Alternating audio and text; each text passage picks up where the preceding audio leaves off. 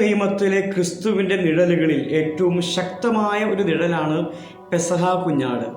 പുറപ്പാടിൻ്റെ പുസ്തകം 12-ാമത്തെ അധ്യായത്തിലാണ് ഈ പെസഹ കുഞ്ഞാടിനെ നമ്മൾ കണ്ടുമുട്ടുന്നത്.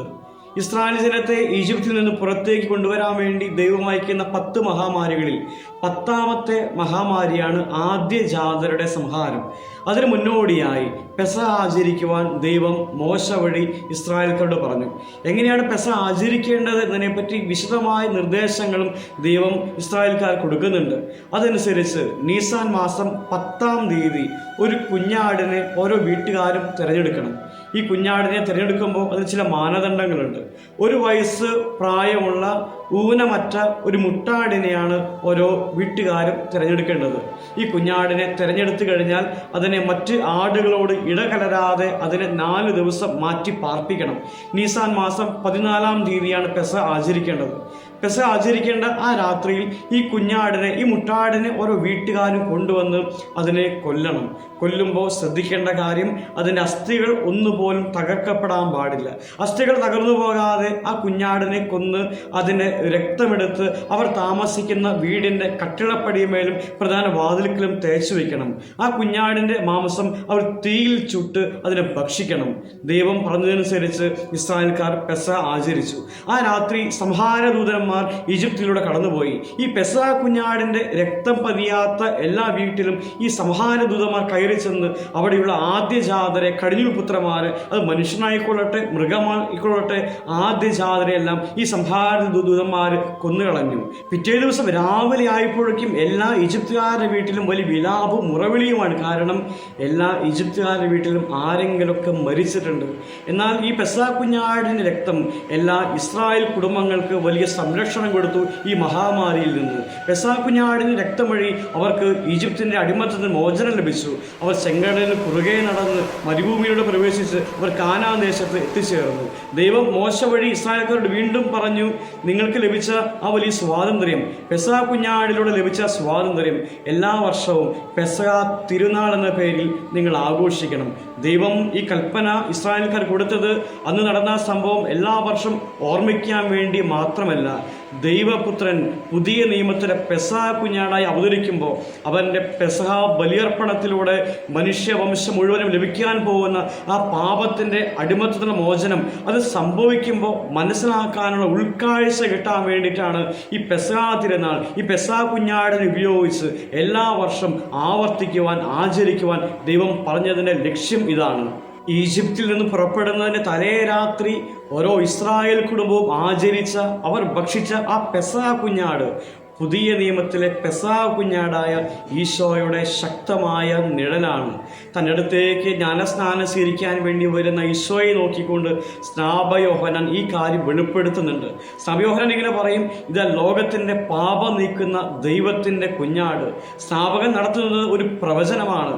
എൻ്റെ മുമ്പിൽ നിൽക്കുന്ന ഈ ചെറുപ്പക്കാരൻ ഒരു കാലഘട്ടം കഴിയുമ്പോൾ എങ്ങനെയാണോ പെസഹ തിരുനാൾ ദിനത്തിൽ ഒരു പെസഹ കുഞ്ഞാട് എല്ലാവരുടെയും പാപത്തിന് പരിഹാരമായി ബലി അർപ്പിക്കപ്പെടുന്നത്, അതുപോലെ എൻ്റെ മുമ്പിൽ നിൽക്കുന്ന ചെറുപ്പക്കാരൻ ലോകം മുഴുവൻ്റെ പാപത്തിന് പരിഹാരമായി ഒരു പെസഹ കുഞ്ഞാട് ചാവുന്നത് പോലെ ഈ ചെറുപ്പക്കാരൻ മരിക്കുന്ന ഒരു ദിവസമുണ്ടെന്നാണ് സ്നാപകൻ പറഞ്ഞതിൻ്റെ യഥാർത്ഥമായ അർത്ഥം.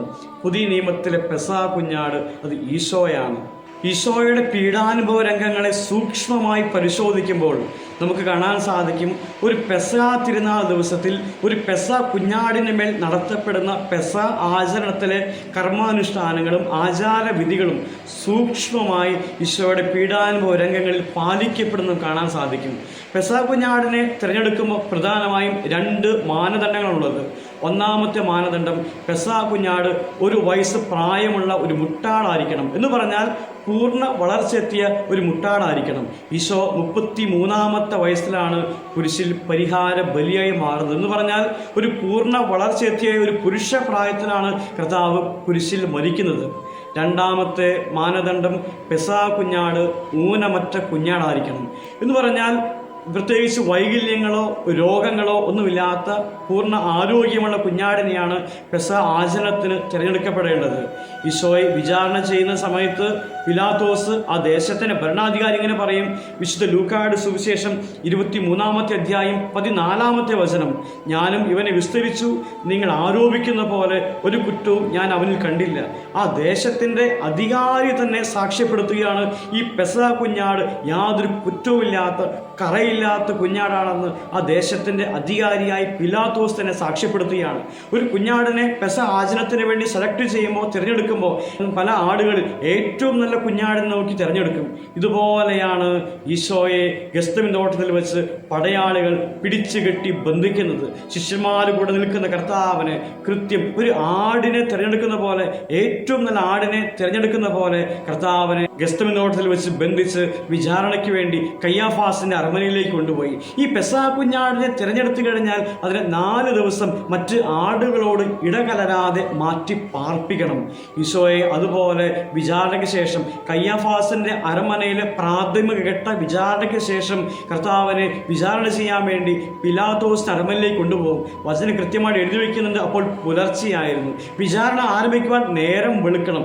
നേരം വെളുക്കുന്നവരെ കർത്താവിനെ ഒരു ഇടുങ്ങിയ ഒരു കാരാഗ്രഹത്തിൽ, ഒരു ഇരുട്ട് മുറിയിൽ കർത്താവിനെ അവർ മാറ്റി പാർപ്പിക്കുന്നുണ്ട്. ഒരു വിചാരണ തടവുകാരനായി കർത്താവിനെ മാറ്റി സൂക്ഷിക്കുന്നുണ്ട്. കുഞ്ഞാടിനെ മാറ്റി പാർപ്പിക്കുന്ന പോലെ ഈശോയെ വിചാരണയ്ക്ക് മുമ്പ് ഒരു കർത്താവിനെ മാറ്റി പാർപ്പിക്കും. മാറ്റി പാർപ്പിക്കപ്പെട്ട കുഞ്ഞാടിനെ പെസഹ ആചരിക്കാൻ വേണ്ടി അവർ പുറത്തേക്ക് കൊണ്ടുവരും. എന്നിട്ട് ആ കുഞ്ഞാടിനെ കൊന്ന് അതിന് രക്തമെടുത്ത് അവർ താമസിക്കുന്ന വീടിൻ്റെ കട്ടിളപ്പടിയുമേൽ പ്രധാന വാതിക്കൽ തേച്ചു വയ്ക്കും. യോഹന്നാന്റെ സുവിശേഷ പ്രകാരം ഈശോയുടെ കുരിശുമരണം നടക്കുന്നത് പെസഹായുടെ ഒരുക്കത്തിൻ്റെ തലേ ദിവസമാണ്. അതായത് പെസഹ ദിനത്തിൽ ഒരു കുഞ്ഞാട് ദേവാലയത്തിൽ കൊല്ലപ്പെടുന്ന ആ സമയത്താണ് ഈശോ കുരിശിൽ മരിക്കുന്നത്. പെസഹ കുഞ്ഞാടിനെ കൊല്ലുമ്പോൾ ശ്രദ്ധിക്കേണ്ട കാര്യം, അതിന് അസ്ഥികൾ ഒന്നുപോലും തകർക്കപ്പെടാൻ പാടില്ല. ഈശോയുടെ കുരിശുമരണം നേരിട്ട് കണ്ട യോഹന്നാൻ അപ്പോസ്തലൻ തൻ്റെ സുവിശേഷത്തിൽ ഇങ്ങനെ എഴുതി വെച്ചു, അവൻ്റെ അസ്ഥികളിൽ ഒന്നുപോലും തകർക്കപ്പെടുകയുണ്ടായില്ല എന്ന് കർത്താവിൻ്റെ കുരിശിന് ചുവട്ടിൽ നിന്ന് അപ്പോസ്തലൻ ഇങ്ങനെ എഴുതി വെച്ചു. കാരണം അവൻ പെസഹ കുഞ്ഞാടാണ്. ഈശോയെ കുരിശിൽ തറച്ച സ്ഥലത്തിൻ്റെ പേര് ഗാഗുൽത്ത മല എന്നതാണ്. ഗാഗുൽത്ത എന്ന് ആ സ്ഥലത്തിന് പേര് വരാൻ ഒരു കാരണമുണ്ട്. ആ പേരിൻ്റെ അർത്ഥം തലയോടിടം എന്നാണ്. യഹൂദർക്കിടയിൽ ഇങ്ങനൊരു വിശ്വാസമുണ്ട്, പൂർവ്വപിതാവായ ആദത്തെ അവിടെയാണ് സംസ്കരിച്ചിരിക്കുന്നത്. ആദത്തിൻ്റെ തലയൊട്ടി ആ കുന്നിൻ പുറത്തുണ്ടെന്ന് യഹൂദർ വിശ്വസിക്കുന്നുണ്ട്.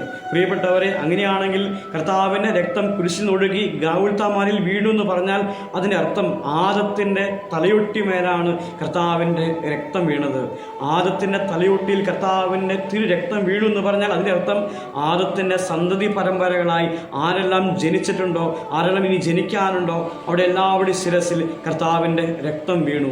പെസഹ കുഞ്ഞാടിൻ്റെ രക്തം, പഴയ നിയമത്തിലെ പെസഹ കുഞ്ഞാടിൻ്റെ രക്തം അവർ താമസിക്കുന്ന വീടിൻ്റെ കട്ടിളപ്പടിമേൽ വാതിൽക്കലാണ് തേച്ചു വെച്ചത്. എന്നാൽ പുതിയ നിയമത്തിലെ പെസഹ കുഞ്ഞാട ഈശോയുടെ തിരു രക്തം അന്നേവരെ ജനിച്ച ലോകാവസാനം വരെ ജനിക്കാനിരുന്ന എല്ലാവരുടെയും ശിരസിൽ കർത്താവിൻ്റെ രക്തം വീണു. അതുകൊണ്ടാണ് യോഹന്നാൻ എഴുതിയ 1-ാം ലേഖനം 1-ാം അധ്യായം 7-ാം വാക്യം ഇങ്ങനെ പറഞ്ഞത്, അവിടുത്തെ പുത്രനായ യേശു ക്രിസ്തുവിൻ്റെ തിരു രക്തം എല്ലാ പാപങ്ങളിൽ നിന്ന് നമ്മെ ശുദ്ധീകരിക്കുന്നു. പഴയ നിയമത്തിൽ ക്രിസ്തുവിനെ കുറിച്ചുള്ള ക്രിസ്തുവിൻ്റെ പാപപരിഹാര ബലി പ്രവചിക്കുന്ന ഏറ്റവും ശക്തമായ അടയാളമാണ് പഴയ നിയമത്തിലെ പെസഹ കുഞ്ഞാട്. ഓരോ വർഷവും പെസഹ തിരുനാളിൽ അവർ പെസഹ കുഞ്ഞാടിനെ അവർ കൊല്ലുമ്പോൾ, അതിനെ അറുത്ത് പെസഹ തിരുനാൾ ആഘോഷിക്കുമ്പോൾ അവർ പ്രവചിക്കുന്നത്, അവർ അറിയാതെ യഹൂദർ പ്രവചിക്കുന്നത്, വരാൻ പോകുന്ന പെസഹ കുഞ്ഞാടിൻ്റെ കുരിശിലെ ബലിയെയും അതിലൂടെ മനുഷ്യ മക്കൾ കിട്ടാൻ പോകുന്ന പാപമോചനത്തെയാണ് അവർ അറിയാതെ അവർ പ്രവചിച്ചു കൊണ്ടിരുന്നത്.